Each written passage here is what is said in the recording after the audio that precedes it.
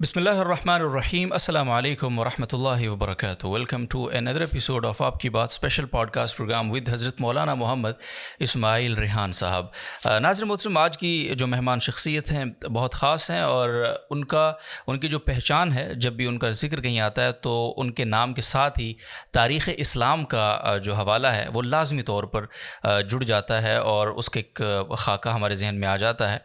آج ہم نے جو گفتگو کرنی ہے ان سے، وہ بھی بنیادی طور پر ہماری گفتگو تاریخ کے گرد ہی گھومے گی. لیکن یہ گفتگو اس حوالے سے میرے لیے ذاتی طور پہ مجھے امید ہے کہ بہت مفید انشاءاللہ ہوگی، کہ تاریخ کی ابتدا سے لے کر، اور تاریخ کہتے کسے ہیں، مورخ کون ہوتا ہے، تاریخ کی ضرورت کیوں پیش آتی ہے، جب ہمارے پاس شریعت ہے، جب ہمارے پاس اصول دین ہے، تو پھر تاریخ کی اہمیت کیا ہے، اور تاریخ کا کردار اقوام کی بقا کے لیے، اور تاریخ جب مائنس ہو جاتی ہے تو اقوام کا جو زوال ہوتا ہے. یہ ساری کہانیاں بھی آج کے اس پوڈ کاسٹ میں انشاءاللہ ہم نے ان سے سننی ہے. اور پھر سب سے زیادہ جو بنیادی چیز وہ یہ کہ تاریخ اور بوریت یہ لازم و ملزوم ہو چکے ہیں. جب بھی ہم کسی سے کہتے ہیں کہ تاریخ کی کتاب ہے تو یا تاریخ پڑھ لو، تو لوگوں کے اوپر پڑھنے سے پہلے ہی ایک خاص قسم کی ایک کیفیت طاری ہو جاتی ہے، اور وہ سمجھتے ہیں کہ تو بڑی کوئی خوش قسم کا موضوع ہے، اس کو کیسے شروع کریں اور کیسے اس کو مکمل کریں. تو اس کا حل بھی ان سے پوچھیں گے، اور اس کے اسباب کیا ہیں اس پر بھی بات کریں گے. تو بہت ہی امید ہے بڑی ہیلدی کنورسیشن ہونے والی ہے. تو آپ نے اس گفتگو کو آخر تک ضرور سننا ہے انشاءاللہ. اور اس میں جو حضرت مولانا اسماعیل ریحان صاحب کی کتاب ہے تاریخ اسلام کے حوالے سے، جو 3 جلدوں کے اندر بڑی ایک خوبصورت بڑا ایک مجموعہ ہے، اس کا تعارف بھی ان سے لیں گے، اور اس کی کیا افادیت ہے، اور وہ آج کے اس ماحول میں کتنی مفید ہے، اور کس طرح وہ باقی جو تاریخ کی کتب ہیں ہمارے پاس دستیاب اس سے پہلے ان سے مختلف ہے. ان پہلوؤں پر بھی بات ہوگی. تو انٹرو میں نے کافی طویل دیا ہے، لیکن یہ اس لیے کہ تاکہ آپ کو پتہ ہو کہ آج کی اس پوڈ کاسٹ میں ان سارے موضوعات کو ہم کوشش کریں گے مختصر انداز میں ڈسکس کریں.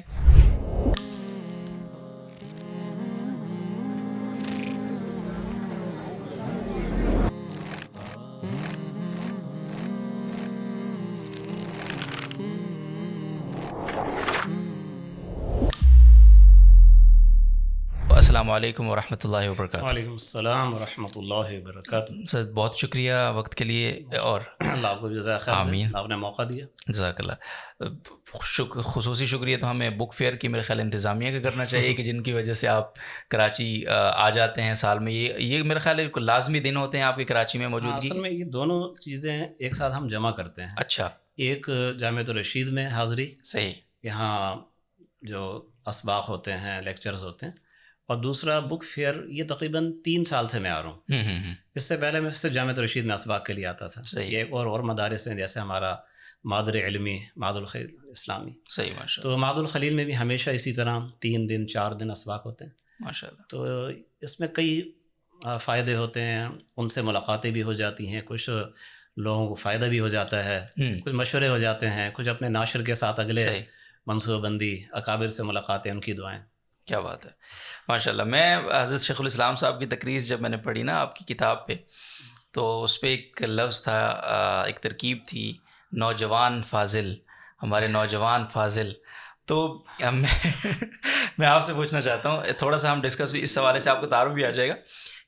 آپ ماشاء اللہ کہاں پڑھا، اور اتنی سی اگر یہ واقعتاً بات صحیح ہے تو تھوڑا سا اپنا بتائیے نا، کہ جو بیک گراؤنڈ ہے تعلیمی سفر کب سے شروع ہوا، پھر کہاں آپ نے سارا یہ مکمل کیا ہے تعلیمی سفر اپنا.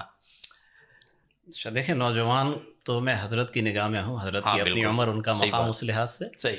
تو ورنہ ہو سکتا ہے کہ عنقریب آپ میرے دادا بننے کی خوشخبری آپ سے. ماشاء اللہ. اچھا.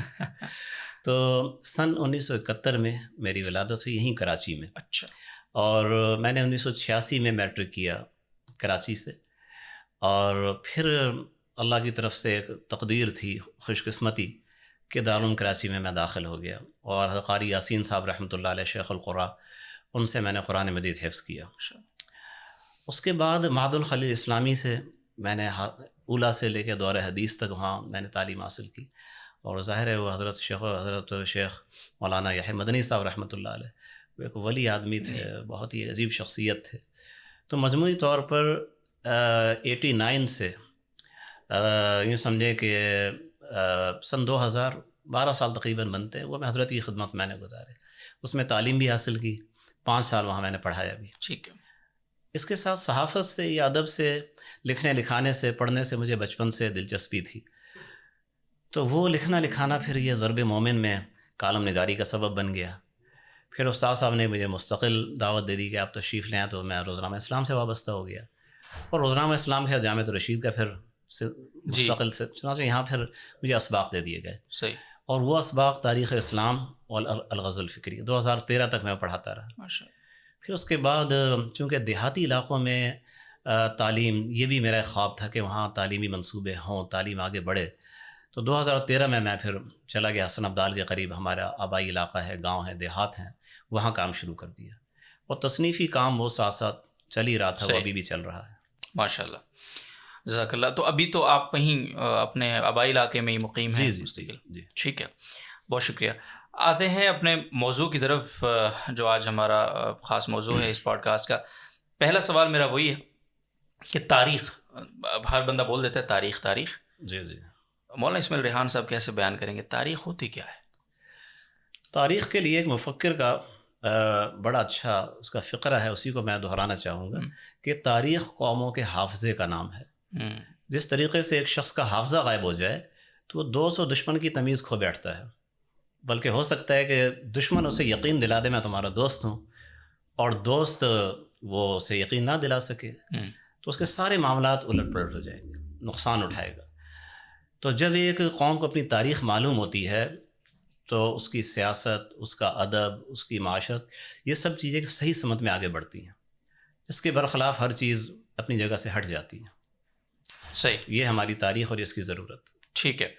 اچھا، مورخ یعنی تاریخ، ہر بندے کا کچھ نہ کچھ حافظہ تو ہوتا ہے. جی. اس کو پتہ ہے کہ میری تاریخ کیا ہے، ذاتی طور پہ میرے آبا و اجداد وغیرہ کو بعض لوگ امت مسلمہ کے حوالے سے بھی واقف ہوتے ہیں اپنے زمانے کے اعتبار سے. جی. لیکن ہر بندہ مورخ تو نہیں ہو سکتا. جی. تو مورخ جو ہوتا ہے، جو تاریخ کو بیان کر سکتا ہے، یا جو اس کے لیے یہ تاریخ بیان کرنے کے لیے جو خاص صفات جس شخصیت کے اندر ہوتی ہیں یا ہونی چاہیے، تو اس شخصیت کو آپ کیسے بیان کریں گے، اور مورخ کو آپ کیسے بیان کریں گے؟ مورخ کے لیے سب سے بڑی چیز جو ہے نا، اس کے اندر جستجو ہونی چاہیے، واقعات کو جاننے کی، موجودہ حالات کو بھی اور ماضی کے حالات کو بھی، ایک عمومی جستجو. اور اس کے ساتھ جس وہ خاص فن پہ کام کر رہا ہے، میں یہ سمجھتا ہوں اس کے لیے فقط جستجو کافی نہیں ہے. تو ایک قسم کا جنون ہونا چاہیے کہ انتہا تک جائے، اس کے حالات معلوم کر لیں جس بھی شکل میں ہے، چاہے وہ زبانی روایات ہوں، چاہے وہ کوئی ڈائری ہو، چاہے وہ لکھی ہوئی کتب ہوں. ان تمام وسائل تک وہ پہنچے، ان ذرائع کو حاصل کرے، اور پھر وہ معلومات کا ایک نقشہ مرتب کر کے اس چیز کو قوم کے سامنے پیش کرے. صحیح. آپ نے جو تاریخ کی ایک اللہ تعالیٰ نے آپ سے خدمت لی اور بڑی اس کو ماشاءاللہ مقبولیت حاصل ہوئی، اللہ کے ہاں اس کو قبولیت بھی انشاءاللہ ہوگی اور ہے.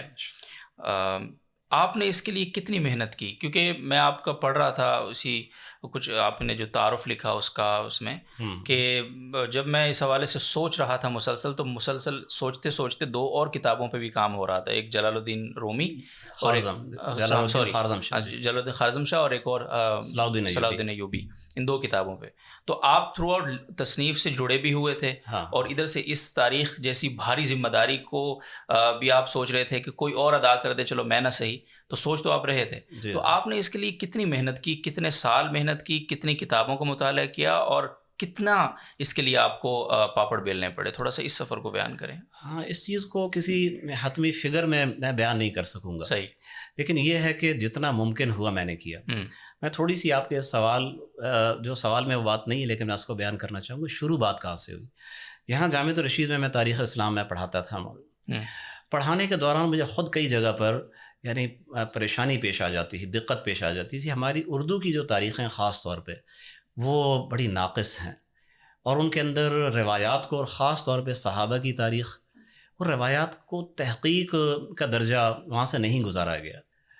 تو چنانچہ جیسے اکبر شاہ نجی آبادی صاحب کی تاریخ ہے، بڑی مقبول ہے اور مجموعی طور پر مفید ہے، اس میں کوئی شک نہیں، لوگ پڑھتے ہیں اس کو. لیکن آپ دیکھیں اس کے اندر خاص طور پہ حضرت علی، حضرت معاویہ رضی اللہ عنہ، بعض جگہ پر آپ کو ایسی روایات نظر آئیں گی جو کسی بھی طرح کسی صحابی کے شان شان نہیں ہو سکتی. یہی چیز آپ کو اور اردو کتابوں میں شاید اس سے بھی زیادہ آپ کو ملے گی. تو اردو کتابوں کو میں دیکھ کے پھر میں کہتا تھا عربی کتابوں کی جانب جاؤں. تو عربی کتابیں ہیں، تاریخ تبری ہے اور بڑی کتابیں، لیکن وہاں بھی یہ چیز تو نظر آتی تھی، اگرچہ اس کا پروسیس ذرا الگ ہے، وہ اگر موقع ہو تو اس سے ہم بعد میں بات کریں گے۔ کہنے کا مقصد یہ ہے کہ اس پہ تھوڑی سی مشاورت یہاں کے اساتذہ سے بھی ہوئی، اور خاص طور مفتی قاسم صاحب، انہوں نے تو مجھے بہت تاکید کے ساتھ کہا کہ تاریخ کی ایک کتاب جو ہے مرتب کریں جو صاف ستھری ہو، اور میں نے پھر اسی طرح معذرت کی، حضرت بہت مشکل کام ہے، اور وہ کئی دفعہ انہوں نے مجھے کہا۔ تو خیر پھر یہ وہی زمانہ تھا کہ میں ایک جگہ بیچ میں کہیں معلق تھا، یہ کام کروں یا نہ کروں، کرتے کرتے یہ سمجھیں کہ اللہ کی طرف سے پھر یہ تھا کہ آپ شروع کریں۔ تو 2011 میں نے یہ کام شروع کیا۔ اچھا، اس وقت یہ کام کتنا مشکل تھا، نہ تو آج کی طرح انٹرنیٹ پر کتابیں میسر تھیں، اور نہ ہی آپ یوں سمجھیں کوئی ادارہ میرے ساتھ تھا۔ تو اچھا پھر کام کتنے تھے، یہاں جامعۃ الرشید کی تدریس ہے، یہاں ضرب مومن کا کام ہے، بچوں کا اسلام کا کام تھا جو بعد میں خواتین کا اسلام اس کی ادارت میں وہ تبدیل ہو گیا۔ اس کے علاوہ ایک اور مدرسہ ہے تعلیمات اسلامیہ، وہاں بھی میں پڑھاتا تھا۔ یہ 2 جگہ تدریس اور ساتھ میں یہ اخبار کا سلسلہ۔ میں تقریباً صبح سے میں جب گھر سے نکلتا تھا تو یوں سمجھے میں کوئی جا کے عشاء کے ٹائم میں فارغ ہوتا تھا۔ تو بہرحال میں نے وہ جو پچھلا ٹائم تھا اس میں نے کام شروع کر دیا تھوڑا تھوڑا، یعنی میں نے ابتدا کی آدم علیہ السلام سے، اور وہ کرتے کرتے تھوڑا تھوڑا کرتے کرتے یہ 2011 میں شروع کیا۔ 2011 کے شروع میں پورا سال گزرا، پھر 2012 گزرا، پھر 2013 میں جب میں یہاں سے اپنی مجبوریوں کی وجہ سے اور ساتھ وہاں دیہی علاقے میں کام کرنے کے جذبے کی نیت سے جب میں منتقل ہوا تو تقریباً حضرت عثمان رضی اللہ تعالیٰ کے زمانے پہ کام چل رہا تھا، لیکن اب یہیں سے مشکل دور شروع ہو جاتا ہے، اور اس کے لیے بہت زیادہ تحقیق چاہیے تھی۔ تو یہ اللہ کی طرف سے تکوینی بات تھی کہ جب میں گاؤں منتقل ہوا تو مجھے فارغ وقت بہت زیادہ مل گیا، اور اس میں شروع میں تو میں پریشان ہو گیا، چونکہ جو مدرسے کا نظام تھا میری صرف وہاں پہ انتظامی کام تھا، پڑھانے والے تو قاری حضرات موجود تھے وہ پڑھاتے تھے، اور اس طرح ہم نے اسکول کا سلسلہ شروع کیا تھا تو اس میں ٹیچر موجود تھے، تو میں جو مجھے دیکھنا ہوتا تھا میں گھنٹے 2 گھنٹے میں اس سے فارغ ہو جاتا تھا۔ تو بس پھر میرا رخ اس طرف ہو گیا کہ اس فارغ وقت کو اسی کام میں صرف کروں۔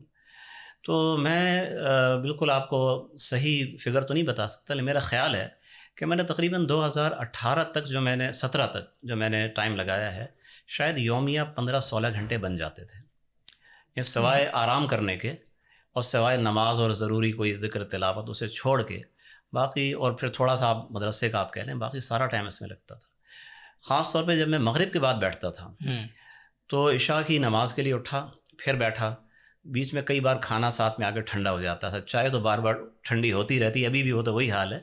تو رات کو کوئی جا کے 2-2:30 بجے تک مجھے ٹائم کا احساس نہیں ہوتا تھا وہ، لیکن جو ایک انسان ہے آخر تھک جاتا ہے تو پھر وہ ایک تھکن کی حالت اور وہ پیاس وہ پھر احساس دلاتی ٹائم بہت ہو چکا ہے۔ میں ٹائم دیکھا کبھی 2، کبھی 2:30، کبھی 3۔ تو کہنے کا مقصد یہ ہے کہ وہ بہت جدوجہد کا زمانہ تھا، بہت بڑا وقت ہے۔ ایوریج ٹائم جو آپ نے بتایا وہ جی ڈیلی 15-16 گھنٹے، چھوٹی بات تو نہیں ہے بالکل۔ اور مجھے خود اب میں سوچتا ہوں تو مجھے یقین نہیں آتا اتنا کام کیسے ہو گیا۔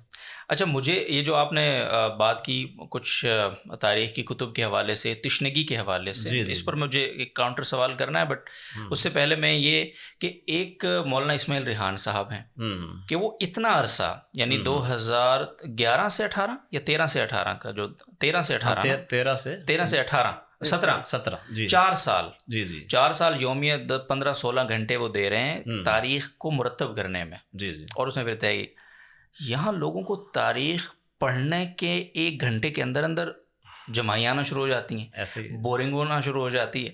تو یہ آپ کوئی الگ مٹی سے تو نہیں بنے ہوئے نا؟ یہ جو تاریخ کا ذوق ہے، یہ اس کو پیدا کرنے کا کوئی خاص ہنر، خاص کوئی فارمولہ ہے تو ذرا بتائیے، کیونکہ آج یہ ناپید ہے بالکل۔ یعنی میں نے جس طرح شروع میں کہا نا کہ نام لیتے ہی تاریخ کا پڑھنا تو دور ہے، نام لیتے ہی جمائیں آنا شروع ہو جاتی ہیں لوگوں کو، کہ لگتا ہے کہ بڑا کوئی خشک موضوع ہے۔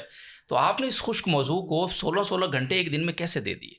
اور یہ عام آدمی کے لیے کیا اس میں کہیں گے کہ وہ کیا کرے کہ وہ تاریخ سے جڑنے میں اس کے لیے آسانی ہو؟ دیکھیں، میں جو تاریخ کا کام کرتا ہوں، جمائی کا تو سوال ہی نہیں ہے، لیکن اگر میرے سامنے آپ ریاضی کی کتاب رکھ دیں تو میں سو جاؤں گا ادھر ہی۔ اچھا، میرا ذہن چلتا ہی نہیں ہے اس میں۔ صحیح۔ کیمسٹری رکھ دیں، فزکس رکھ دیں، تو ہو سکتا ہے تھوڑا سا میں سمجھوں اس کو، آگے پھر وہ چیزیں کچھ گڑبڑ ہو جائیں گی، مجھے سمجھ نہیں آئے گا، دماغ کام کرنا بند ہے، آٹومیٹک میں سو جاؤں گا. صحیح. تاریخ میں مسئلہ یہی ہے کہ تاریخ جو ہماری پرانی تاریخ ہے وہ بطور ایک ریکارڈ کے لکھی گئی ہے، اور اس ریکارڈ میں ایسی چیزیں بھی ہیں کہ عام آدمی کو اس کی ضرورت ہی نہیں ہے.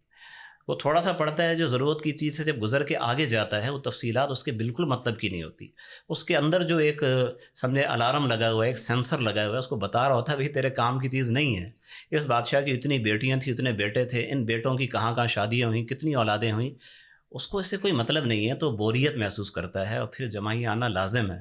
ٹھیک ہے. تو یہ اصل میں جب کام کرتا ہوں تو ٹھیک ہے میرے سامنے بھی ساری چیزیں آتی ہیں، لیکن میرا کام ہوتا ہے تاریخ کو پڑھتے ہوئے چیزیں وہاں سے تلاش کرنے والا. ٹھیک ہے. تو میری مثال بالکل، یا کوئی بھی اندر تحقیق کرتا ہے اس کی مثال ایسی ہوتی ہے جیسے وہ مٹی سے وہ ہیرے چن رہا ہے، موتی چن رہا ہے، تو چاہے مٹی کتنی بھی راستے میں پتھر آئیں، اس کو تو ہیرے سے مطلب ہے. کیا بات ہے، زبردست بات ہے. اچھا یہیں ایک یہ بات بھی بتا دیں کہ آپ فرما رہے ہیں کہ میری کوشش یہ تھی کہ میں مٹی سے ہیرے چنوں اور مٹی کو اگنور کروں چاہے جتنی بھی مٹی ہو.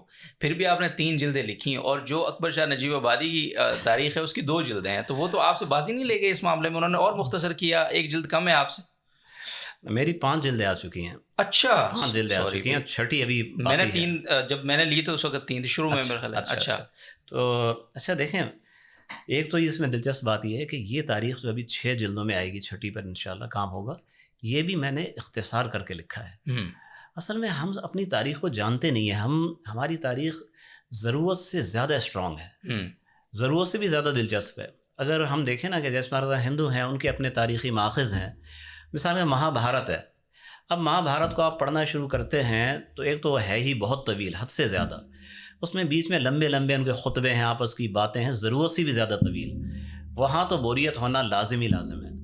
اور وہ آپ دیکھیں رشتہ داروں کی، قبیلوں کی جنگیں، بظاہر کوئی مقصد اس کا سمجھ میں نہیں آتا، کوئی جغرافیائی حدود بھی اتنی واضح نہیں ہوتی. ہماری تاریخ جو ہے اس لحاظ سے بڑی مضبوط ہے، بڑی منضبط ہے. اور جیسے میں نے کہا کہ قدیم اور رخین نے تو ریکارڈ کے طور پہ ہر چیز انہوں نے رکھ دی، وہ بھی کسی نہ کسی کے کام آ جاتی ہے کسی موقع پہ. تو کہنے کا مقصد یہ ہے کہ آپ اس تاریخ سے جب ایک مطلب، ایک ہدف سامنے رکھ کے مواد چننا شروع کرتے ہیں، تب بھی آپ کو کام کا مواد بہت زیادہ مل جاتا ہے. صحیح. اسی لیے دیکھیں میری تاریخ تو کچھ بھی نہیں ہے، مجموعی طور پہ آپ دیکھیں کہ تاریخ کی بہت اچھی اچھی الگ الگ موضوعات پر، یعنی صرف جیسے ہم سیرت کو دیکھیں تو سیرت کے کسی ایک آپ حصے کو لے لیں، جیسے مدنی ریاست کی سیاسی خصوصیات. اب اس موضوع پہ آپ دیکھیں پوری کتاب لکھی ہوگی، اور اگر لکھنے والا تھوڑا صاحب قلم ہے، ادب کی چاشنی وہ ڈالتا ہے اس میں، تو دلچسپی ہوتی ہے، وہ پڑھتے ہوئے مزہ آتا ہے. بالکل. تو اسی طرح تاریخ کے ہمارے الگ الگ سلاطین پہ، خلفاء پہ بھی کتابیں موجود ہیں. صحیح. اور ہر ایک کی اپنی افادیت بھی ہے، دلچسپی بھی ہے. ٹھیک ہے، شکریہ. اچھا وہی کاؤنٹر سوال میرا رہ رہا ہے ابھی، تو وہ میں کر لیتا ہوں. آپ نے فرمایا نا کہ ایک ایسی کتاب آپ کو بڑے حضرات نے کہا کہ آنی چاہیے جو صاف ستھری ہو. جی جی جی. اب مسئلہ یہ ہے کہ بعض کتابوں پہ ہمیں اعتراض ہے، جی جی تاریخی کتابوں پہ، کہ جی یہ کیا ہے. جی جی جی. وہ مشاجرات کا مسئلہ لے لیں، تو دیگر مسائل لے لیں. جی جی.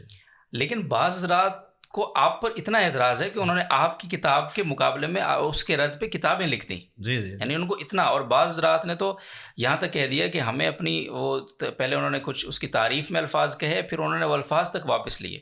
تو یعنی اتفاق تو اس پر بھی لوگوں کا نہیں ہو سکا، اور لوگ یعنی اس پر بڑا اپنا کھل کر بے لاگ تبصرہ بھی کر رہے ہیں، اور بہت.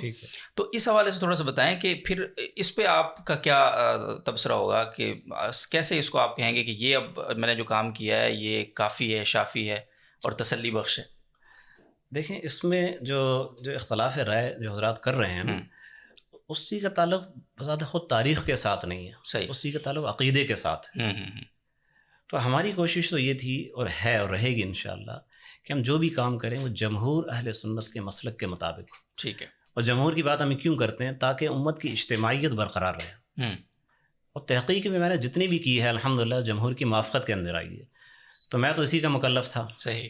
اب باقی جو اختلاف کر رہے ہیں وہ اختلاف کریں گے. کوئی بھی چیز میرا خیال ایسی نہیں ہے کہ کوئی بھی تحقیق ایسی نہیں ہے کہ ہر بندہ اس سے متفق ہو جائے. صحیح. ٹھیک ہے. ٹھیک ہے، بہت شکریہ. اچھا اب کتاب کی طرف تھوڑا سا میں خاص طور پہ رخ کروں گا. ہمارے ناظرین کو تھوڑا سا اپنی کتاب کے حوالے سے اگر آپ ایک تعارف دیں. 6 حصے، مطلب جس طرح سے آپ نے اس کو 6 حصوں میں تقسیم کیا ہے مختلف. تو اس تاریخ کو آپ نے خاص طور پہ یہ شکوہ بھی آپ کا ملتا ہے کہ جو پرانی تاریخی کتابیں ان میں سیرت کو بیان کرتے ہوئے انصاف نہیں کیا گیا. صحابہ کرام کی جو خوبصورت سیرت ہے اس کو بیان کرتے ہوئے تحقیق کے پیمانے پوری طرح سے ان پر نہیں اترا گیا. تو اس آپ کی جو تاریخ ہے امت مسلمہ ہے, اس کا آپ اگر اپنے الفاظ میں ایک تعارف دے دیں مختصر سا, ان پوری اب تک کی جو 5 جلدیں آئیں گی اور جو چھٹی آئے گی, تو بڑا آسان ہوگا ایک عام آدمی کے لیے اس تک پہنچنا.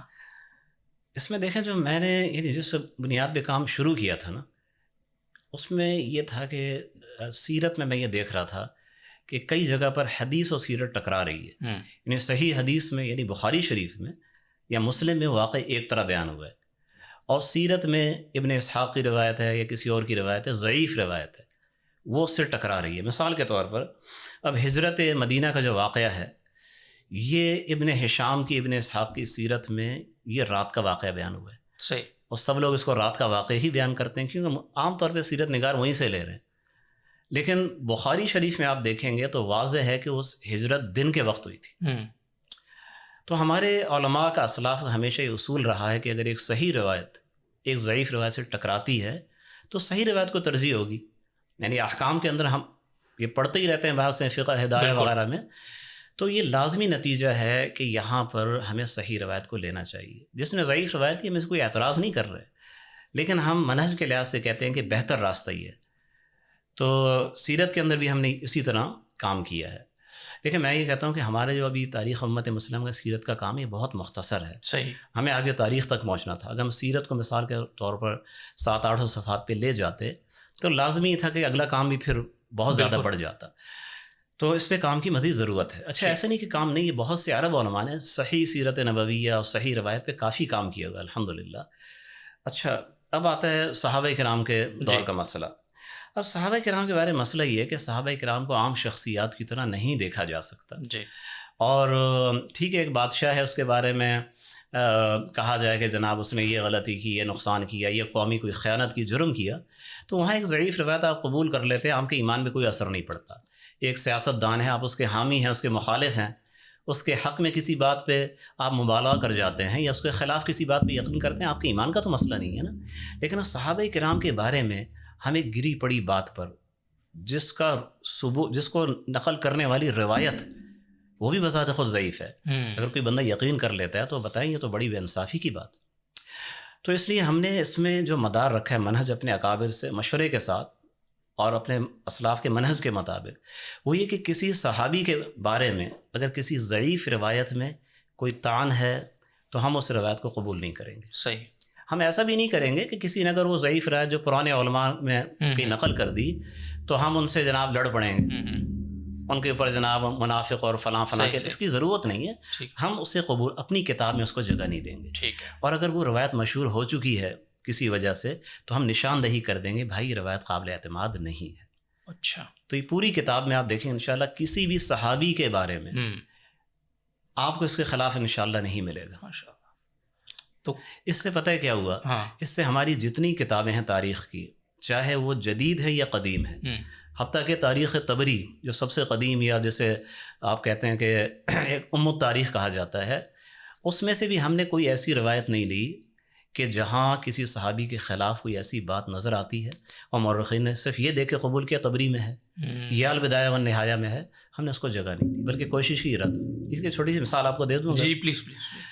اب دیکھیں البدایہ والنہایہ میں ایک روایت ہے کہ حضرت معاویہ رضی اللہ تعالیٰ عنہ نے یزید کی شراب نوشی سے مطلع ہو کر اسے ایسی بات کہی کہ جس کا خلاصہ کوئی اشعار پڑھے اور جن کا حاصل یہ تھا کہ ایسے کام رات کو کر لیا کرو, دن کو اچھے اچھے کام کیا کرو, بڑے بڑے کام, اور ایسے کام رات کو کیا کرو. اب دیکھیں یہ مسئلہ صرف یزید کا ہوتا تو چلے ہم کہتے نظر انداز کر سکتے تھے, ٹھیک ہے, لیکن یہ بات تو سیدھے ایک صحابی کے اوپر عائد ہو رہی ہے. ایک صحابی کیسے کر سکتے ہیں؟ ہم اپنے بچوں کے بارے میں یہ نہیں کر سکتے. یہ تو ہو سکتا ہے اگر وہ مجھ سے رہتا ہم اس کو گھر سے نکال دیں, یہ نہیں ہو سکتا کہ ہم کہیں بیٹا تو رات کو کر لیا کر اور دن کو اچھے اچھے کام کیا کر. اب حافظ ابن کثیر کا مقام اپنی جگہ پر ہے, محدث ہیں, مورخ ہیں, مفسر ہیں, وہ تمام جلالت شان اپنی جگہ, لیکن وہ انسان ہی تھے. ان سے یہاں پر میں سمجھتا ہوں تسامح ہوا ہے. انہوں نے روایت نقل کر دی, اس روایت پہ ان کو رد بھی کرنا چاہیے تھا, میں یہ سمجھتا ہوں, لیکن انہوں نے رد بھی نہیں کیا اور آگے چلے گئے. ہو سکتا ہے ان کو اپنی کتاب پہ کبھی نظر ثانی کرنے کا ایسا موقع ملتا تو وہ رد کر دیتے یا کوئی توجہ دلا دیتا، لیکن اب ہمارے لیے جائز نہیں ہے کہ ہم اس روایت کو مین و عن لے لیں کہ چونکہ اتنے بڑے عالم نے لکھا ہے تو حضرت معاویہ نے ایسا کیا ہی ہوگا. نہیں، بالکل ایسا نہیں ہو سکتا. اسی طرح حضرت علی رضی اللہ تعالیٰ کے بارے میں کئی باتیں ایسی کہ معاشرے کے اندر وہ بڑی مشہور ہو چکی ہے. مثلا حضرت علی کے بارے میں ایک عام بات کہی جاتی ہے کہ جی صبائی ان کو اٹھا کے مدینہ سے کوفہ لے گئے. بھائی کوئی بچے تھے، کوئی معصوم آدمی تھے، کوئی بھولے بھالے مسلمان تھے. ہم اور آپ جو ہے اللہ نے ہمارا ایمان ان کے خاک کے برابر بھی نہیں ہو سکتا. ہمیں اگر کوئی قادیانی کہے، کوئی ایسا آدمی کہے کہ آ جاؤ ہمارے امام باڑے میں آ جاؤ یا ربوہ میں آ کے ہم تمہاری حمایت کریں گے، تو سوال ہی پیدا نہیں ہوتا کہ ہم اس کی بات کی التفات کریں.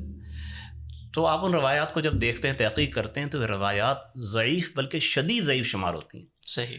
تو شدید ضعیف روایت سے تو کچھ بھی ثابت نہیں ہوتا، چاہے مورخین نے نقل کیا ان کو. تو کہنے کا مقصد یہ، نہ تو ہم یہ کہیں گے کہ مورخین کی ہر بات غلط ہے، اور نہ ہی یہ کہیں گے ہر روایت صحیح ہے. بالکل جیسے محدثین نے روایات بہت ساری جمع کی ہیں، لیکن بہت سی روایت ایسی ہے کہ خود وہ محدث بھی اس سے استدلال نہیں کرتا. تو اسی طریقے سے تاریخ کی ہر روایت قابل عمل نہیں ہے، ہر روایت قابل استدلال نہیں ہے. صحیح. جزاکم اللہ خیر، بہت شکریہ. اچھا، جو تاریخ کے حوالے سے ایک بات یہ بھی آتی ہے کہ میں آپ سے یہ پوچھنا چاہ رہا ہوں کہ ایک عام آدمی کے لیے دلچسپی کا باعث، یعنی لوگ یہ بھی کہتے ہیں کہ تاریخ کیا ہے، تاریخ کی کیا ضرورت ہے. دیکھو ہمارے اصول دین 4 ہیں، ان میں تاریخ تو نہیں ہے. تاریخ ماخذ بھی نہیں ہے، مرجع بھی نہیں ہے، مصدر بھی نہیں. کیا ہے تاریخ؟ تو پھر کیوں ہم تاریخ تاریخ تاریخ تاریخ؟ بھائی ہمارے پاس قرآن ہے، حدیث ہے، اجماع ہے، قیاس ہے، یہ اتنی چیزیں کافی ہیں. اور جتنی تاریخ ضروری تھی محدثین وہ لکھ کر چلے گئے جو قریب الزمانہ تھے، اور خیر القرون قرنی ثم الذین، تو وہ ہم تو اتنے بعد کے لوگ ہیں. آج ہمیں کیا فکر پڑ گئی کہ ہمیں تاریخ اٹھائی اور پھر مشاجرات، اور وہ مسئلہ بہرحال وہ نہ چاہتے ہوئے بھی چھیڑنا پڑ جاتا ہے، جس سے کبھی اس طرف کے لوگوں کو تکلیف، کبھی اس طرف کے لوگوں کو تکلیف. تو اب اس میں ایک عام آدمی کے لیے تاریخ سے دوری پہلے ہی ہے تو وہ اور زیادہ وہ کہتا ہے اچھا تو یہ تاریخ کو، ویسے ہی آج کل یہ ٹرینڈ بڑا چلا ہوا ہے قرآن حدیث کا نا، آپ کو پتہ ہے. تو تھوڑا سا یہ بتائیے کہ تاریخ کی اہمیت اور ضرورت وہ ایک مسلمان کے لیے اس کی شرعی تعلیمات کی روشنی میں کتنی ہے اور کتنی مسلم ہے. اس کو تھوڑا سا میں آپ سے سمجھنا چاہتا ہوں. دیکھیں تاریخ میں ایک حصہ تو وہ ہے جو قرآن مجید میں موجود ہے، کئی پیغمبروں کے واقعات ہیں. ایک حصہ وہ جو احادیث میں ہے، اس میں بنی اسرائیل کے واقعات بھی ہیں، پیغمبروں کے واقعات، خود سیرت نبویہ کا حصہ آ جاتا ہے. حتیٰ کہ آپ دیکھیں کتب حدیث میں صحابہ کے حالات بھی ہیں، بعض تابعین کے حالات بھی آ جاتے ہیں. تو کہنے کا مقصد یہ ہے کہ یہ تاریخ تو ہماری مذہبی تاریخ بن جاتی ہے، اور اس کی ضرورت اس لیے ہے کہ اگر آپ اس سے واقف نہیں ہوں گے تو اپنے ان اسلاف کے کارناموں اور مقام سے ہی واقف نہیں ہو سکیں گے کہ جن سے ہمیں دین ملا ہے. اب مثال کے طور پہ حضرت صدیق اکبر رضی اللہ عنہ کے کارنامے ہیں. آپ ایک ہی کارنامہ لے لیں جو مرتدین کے خلاف اور منکرین ختم نبوت کے خلاف جہاد ہوا. اب یہ چیزیں آپ کو تفصیل کے ساتھ تو تاریخی روایات ہی میں ملیں گی. اگر ہم ان کو حذف کر دیتے ہیں تو صدیق اکبر رضی اللہ تعالیٰ کے کردار اور کارناموں کا ایک بڑا حصہ حذف ہو جائے گا. اسی طرح خلفائے راشدین کے باقی فتوحات کو آپ دیکھ لیں. اچھا پھر ہم آتے ہیں حضرت عثمان رضی اللہ تعالیٰ کے حالات میں. وہاں بھی آپ دیکھیں اب وہ عبداللہ بن سبا کا فتنہ، وہ کسی حدیث میں تو آپ کو نہیں ملے گا، کتب حدیث میں نہیں، کتب تاریخی میں. کہنے کا مقصد یہ کہ ہر زمانے کے مورخین نے اپنے قریبی زمانے کے کارنامے، اچھے لوگوں کے کارنامے بھی بیان کیے، بروں کی برائیاں بھی بیان کی، فتنے بھی بیان کر دیے، حوادث بھی بیان کر دیے. بہت ساری چیزوں کا تعلق سینین وفات یا تاریخ ولادت سے ہوتا ہے. اب یہ چیزیں ایسی ہیں کہ اسماء رجال کے اندر یہ چیزیں کام آتی ہیں. تو مورخین اگر محفوظ کر کے نہ جاتے تو وہ علوم کا سلسلہ آگے کیسے بڑھتا. اور بنیادی بات میں پہلے عرض کر چکا ہوں کہ تاریخ کی حیثیت ایک حافظے کی ہے. مثال کے طور پہ ہم قریبی تاریخ دیکھ لیں، اگر پچھلے ہم 100 سال کی تاریخ سے بالکل تہی دست ہو جائے تو آج انڈیا کے ساتھ اپنے تعلقات ایک صحیح منہج کے اوپر، صحیح لائن پر ہم کیسے قائم کر سکتے ہیں؟ بالکل. جب ہمیں معلوم ہوتا ہے کہ پہلے کیا کشمکش چلی ہے، انگریز دور میں کیا ہوا، پھر ملک کیسے آزاد ہوا، کیسے تقسیم ہوئی، ان ساری باتوں کو ہم سامنے رکھ کر ایک صحیح خارجہ پالیسی مرتب کرتے ہیں. تو یہ تاریخ کا فائدہ اس لحاظ سے آیا ہے. ٹھیک ہے. آپ نے اسی سے میں دوسرا سوال آگے بڑھاتا ہوں کہ آپ نے یہ بھی لکھا ہے نا اس میں کہ اکثر جو تاریخ کی کتابیں موجود ہیں ابھی تک جی اس سے پہلے تاریخ امت مسلمہ سے پہلے ہوں. ان میں یہ بھی ایک مسئلہ ہے کہ وہ ایک زمانے تک آ کر رک جاتی ہیں. جی جی جی. اور زیادہ سے زیادہ اگر کوئی آگے آیا ہے تو وہ خلافت عثمانیہ تک آیا اور پھر وہ رک گیا ہے. تو جیسے اس کے بعد تو مسلمان گویا تھے ہی نہیں نا. جی جی. تو اور اب خلافت عثمانیہ کو ظاہر سی بات ہے ایک صدی ہونے والی ہے, 1 سال کم ہے اس میں. جی جی. تو اب یعنی آپ کی تاریخ کی جو یہ خصوصیت ہے کہ اس میں ماشاءاللہ سے وہ خلافت عثمانیہ کے بعد سے لے کے موجودہ حالات کو بھی تھوڑا سا ایک ٹچ کیا گیا ہے. اس پہلو کو تھوڑا نمایاں اور واضح کریں گے کہ یہ کس انداز سے آپ نے اس چیز کو آگے بڑھایا؟ موجودہ حالات تک ابھی ہم پہنچے نہیں. اچھا ٹھیک ہے. 5ویں جلد جو ختم ہوئی ہے نا خلافت عثمانیہ, وہاں پہ ختم ہو گئی. ٹھیک ہے. تھوڑا سا ہم نے بر صغیر کا ابتدائی زمانہ یعنی محمد بن قاسم کی فتوحات, بر صغیر, سندھ, بلوچستان, اس کو ہم نے لیا. اصل اپنے زمانے تک ہم پہنچیں گے 6ٹھی جلد میں. صحیح ہے. یعنی بر صغیر کی تاریخ آئے گی. اس کے بعد جو اسلامی ممالک ہیں, مشہور بڑے ممالک ہیں, پاکستان ہے, ترکی ہے, سعودی ہے, انڈونیشیا ہے وغیرہ, ان کی تاریخ ہم مختصر بیان کر دیں گے تاکہ قریبی زمانے کے حالات سے ضروری حد تک آگاہی ہو جائے. ٹھیک ہے, زبردست. آپ کا جو ہے وہ میں آپ سے یہ آخر میں یہ پوچھنا چاہتا ہوں جاتے ہمارے نوجوانوں کے لیے کہ کوئی ایسا ان کو طریقہ کار ضرور تجویز فرمائیں تاریخ سے جڑنے کا, اپنی تھوڑی سی اہمیت بھی واضح کریں ان کے لیے کہ آج تو سوشل میڈیا کا زمانہ ہے اور ہم لوگ بالکل وہ اسکرولنگ میں اپنا سارا وقت ضائع کرتے ہیں. جو 16 گھنٹے اسماعیل ریحان صاحب نے کتاب لکھنے میں لگائے ڈیلی, یہاں تو 16-18 گھنٹے وہ اسکرولنگ میں لگ رہے ہیں. اور یہ بہت خوفناک بات ہے جس کو تسلیم کرنا چاہیے. اور ہم خیر اس میں شامل ہیں, میں بہت زیادہ مفکر نہ بنوں, ہم بھی اس میں شامل ہیں. تو سب سے پہلے میں اپنے آپ کو سامنے رکھتا ہوں کہ آپ ہمیں اپنی تاریخ کی اہمیت تھوڑی سی مزید ہمارے لیے واضح کریں آج کے اس تناظر میں, موجودہ حالات کے تناظر میں, اور پھر اس کے ساتھ جڑنے کا آسان طریقہ کہ ڈیلی ہم کتنا وقت دیں, کیا کریں, تاریخ امت مسلمہ کا مطالعہ اگر ہم نے کرنا ہے اس کو اگر ہم اپنے پاس رکھ لیں تو اس کو ہم کس انداز سے اپنے معمولات میں شامل کریں کہ غیر محسوس طریقے سے بوجھل بھی ہمارے اوپر نہ ہو اور تاریخ سے ہماری وابستگی اور جو اس کے ساتھ جڑنا ہے ہمارا وہ بھی ہوتا چلا جائے آگے. میں اس میں ایک بنیادی بات نوجوانوں کے لیے کہنا چاہتا ہوں. آپ کتاب کی طرف آئیں, دوبارہ کتاب کی طرف آئیں. ایک ہمارا دور تھا کتابیں پڑھنے کا. اپنے بچپن میں ہم سب کو کتابیں پڑھتا دیکھتے تھے.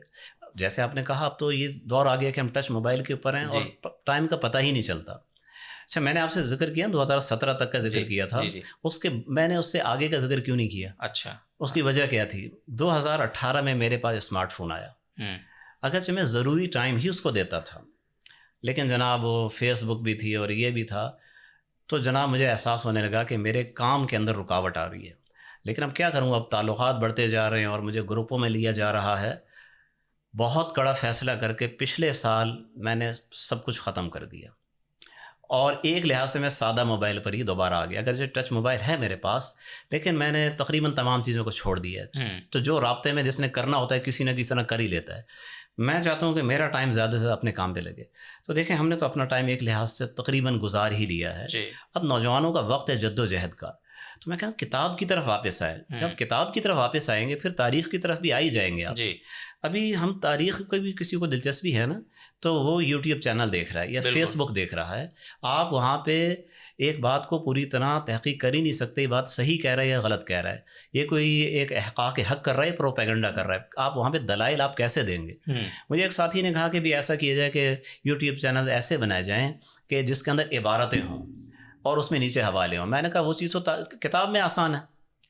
ایک ویڈیو کے اندر آپ کتاب پڑھتے ہیں وہ مشکل ہے آپ کے لیے. جب آپ حوالے بھی دے رہے ہیں اور وہ عبارتیں بھی دے رہے ہیں تو اس سے تو آسان ہے ایک PDF فائل آپ دے دیں نا, اور اس سے زیادہ اچھا آپ اصل کتاب کے اوپر آپ آ جائیں. تو اصل یہ کتاب پر آنا چاہیے, مطالعے پہ آنا چاہیے. تو میں ایسے لازم نہیں کروں گا آپ رات کو تاریخ ہی پڑھیں, لیکن جو کتاب آپ کو اچھی لگتی ہے, جو آپ کی دلچسپی کی ہے, اسے لے لیں. اکابر کے ملفوظات ہیں یا چاہے کوئی اچھا ناول ہے, جیسے اشتیاق صاحب کا ماشاء اللہ کام ہے, تو وہ میں تو کہتا ہوں وہ کام بھی اب ایک کلاسیکل کام بن گیا ہے. بالکل, اس سے آپ جو ہے نا اس کا مطالعہ کریں. تو میں اپنا بتاؤں کہ ہم جو مطالعے کی طرف آئے ہیں نا, تو شروع میں اسی طریقے سے رسالے اور اخبار اور اشتیاق صاحب کے ناول پڑھتے پڑھتے وہ انسان کے اندر ایک مطالعے کا شغف پیدا ہو جاتا ہے. تو اپنے آپ کو مطالعے کا عادی بنائیں. صحیح. آپ کی تاریخ والا سوال رہ گیا کہ اگر مثلا آپ کی جو تاریخ ہے اس کو ہم معمولات میں شامل کرنا چاہیں تو آپ نے چونکہ اس کو لکھا ہے نا, تو میں براہ راست آپ سے بات کر رہا ہوں, تو کون سا اسلوب آسان ہوگا اس کو سمجھنے کے لیے اور اس کو آسانی سے اپنے حافظے میں منتقل کرنے کے لیے؟ اب میری تاریخ ہو یا کوئی بھی تاریخ ہے، اس کا طریقہ یہ ہے کہ آپ ایک کاپی اپنے ساتھ رکھیں. ٹھیک ہے. جب ایک چیپٹر آپ پڑھ لیں، بہت لمبا نہیں، اندازہ اگر وہ لمبا ہے تو آپ اس کو ڈیوائڈ کر لیں. یہاں تک پڑھ کے مجھے حاصل کیا ہوا، اس کا ایک حاصل بحث نکالیں، اسے مختصر 4-5 لائنوں میں اپنی بیاض کے اندر درج کر لیں. آپ دیکھیں اس ساری بات آپ کو ایسا لگے گا مجھے یاد ہو گئی. اللہ اکبر. اور آئندہ کبھی بیان کرنے کا موقع آئے گا، چاہے وہ درس ہے چاہے گفتگو ہے، اس میں وہ چیز آپ کے ذہن میں آ جائے گی اور آپ خلاصے کے ساتھ تفصیلات بھی انشاءاللہ آپ کو یاد آ جائیں گی. انشاءاللہ. بہت زبردست بات ہے. اچھا، یہ جو ایک اور آج کل مسئلہ ہے، اور یقینی طور پہ ایز اے مصنف آپ کو اس پہ تکلیف ہوتی ہوگی، کیونکہ جب ہم کسی کو بولتے ہیں نا کہ یار یہ والی کتاب بہت اچھی کتاب ہے، بہت زبردست کتاب ہے، تو فوراً اگلا میسج کیا آتا ہے؟ یار اس کو PDF لنک دینا. ہاں. یہ جو ایک ٹرینڈ ہے، یعنی میں ذاتی طور پر اگر اپنا تجربہ بتاؤں نا جی، تو جس طرح آپ نے فرمایا نا کہ یوٹیوب پہ کتاب پڑھنے سے زیادہ اچھا ہے کہ وہ کتاب، مجھے نا PDF کی کتاب پڑھی ذاتی مجھ سے نہیں پڑھی جاتی ہے، ویسے ہی مشکل. یہ جو ایک ٹرینڈ ہے، یہ کیا اس کا یہ بھی تو ہمیں اپنی کتب سے دور کرنے میں ایک اس کا کردار ہے نا؟ جی بالکل ایسا ہی ہے، بالکل ایسا ہی ہے. ایک کتاب جب PDF پر آ جاتی ہے اور خاص طور پہ نئی کتابیں، جی، تو مصنف پھر اس کے مصنف کا بھی بیڑا غرق ہو جاتا ہے، ناشر کا بھی. وہ مزید علمی کام کرنے کے قابل ہی نہیں رہتا، اس کے تو کام پہ ڈاکہ پڑ گیا. تو یہ تو ان کے ساتھ بہت ناانصافی ہے کہ آپ ان سے خدمت لے رہے ہیں، استفادہ کر رہے ہیں، وہ اس طریقے پر کہ آپ نے ان کی گردن پہ پاؤں رکھ دیا. ہاں، پرانی چلیں کتابیں ایسی جو نایاب ہیں، جو شائع نہیں ہوتی ہیں، انہیں محفوظ کرنے کے لیے کوئی PDF پہ لاتا ہے تو اس میں کوئی حرج نہیں ہے. لیکن جو کتابیں شائع ہو رہی ہیں، خطیر سرمایہ لگ رہا ہے، مصنف کی رائلٹی ہے، کمپوزنگ ہے، ڈیزائننگ ہے، ہزار، ہمیں معلوم ہے جو کتاب چھاپنے والے ہوتے ہیں یا لکھنے والے ہوتے ہیں کتنی مشکلات ہوتی ہیں. تو میں تو یہ درخواست کروں گا بھائی اصل کتاب کی طرف آئیں، اور خود بھی آپ کو فائدہ زیادہ ہوگا اور کام کرنے والوں کی ہمت بھی بندی رہے گی. بالکل، ایک حوصلہ بڑھتا ہے اور وہ سفر ٹوٹتا نہیں ہے، سلسلہ ٹوٹتا نہیں ہے. حضرت بہت شکریہ اس خوبصورت گفتگو کے لیے، اور میں چاہتا ہوں کہ کچھ تو سوال میں نے کر لیے اور ٹوٹے پھوٹے، لیکن کوئی آپ کو لگتا ہے کہ کوئی بات ضروری جو رہ گئی اور آپ کرنا چاہتے ہیں تو پلیز بغیر سوال کے ذرا فرمائیے. بس میں اپنی قوم کے نوجوانوں کے لیے میرا پیغام یہی ہے کہ دیکھیں، ہر چیز کے اندر ایک ہوتی ہے تحقیقی چیز اور ایک ہوتی ہے سنائی چیز. یعنی ہر چیز میں ایک فن کا ماہر ہوتا ہے، بات کر رہا ہوتا ہے، ایک کوئی عام آدمی ہوتا ہے فن کے ماہر کا روپ دھار کے آتا ہے. اور خاص طور پر سوشل میڈیا پہ تو یہ بہت عام ہے. لیکن آپ دیکھیں، آپ تھوڑی سی محنت کر کے تلاش کر سکتے ہیں. مثلا میں یوٹیوب چینل کی بات سمجھانے کے لیے کر رہا ہوں کہ بہت سے لوگ بنے ہوئے ہیں سفید، انہوں نے وہ شرٹ پہن لی، ڈاکٹر بن کے آئے ہوئے ہیں، لیکن آپ ذرا اگر تھوڑا تلاش کریں گے وہ ڈاکٹر نام کا ایسا کوئی آدمی نہیں ہوگا. اور ایک واقعی ایکسپرٹ ہے، آپ کو معلوم ہے، یہ معلوم کر سکتے ہیں فلاں ہاسپٹل میں یہ سرجن ہے. تھوڑا سا پارٹ ٹائم آپ کے استفادے کے لیے، افادے کے لیے وہ میڈیا پر آ گیا ہے، اس کی بات آپ کے لیے فائدہ مند ہو سکتی ہے.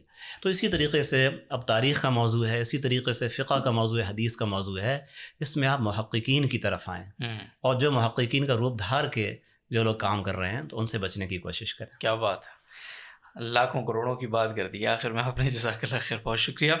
ناظرین محترم، حضرت مولانا محمد اسماعیل ریحان صاحب سے ہماری یہ گفتگو تھی آج کی، اور یقینی طور پہ تشنگی تو رہتی ہے، اور ہمارے اندر دراصل وہ صلاحیت ہی نہیں ہے کہ ہم ان سے استفادہ کر سکتے.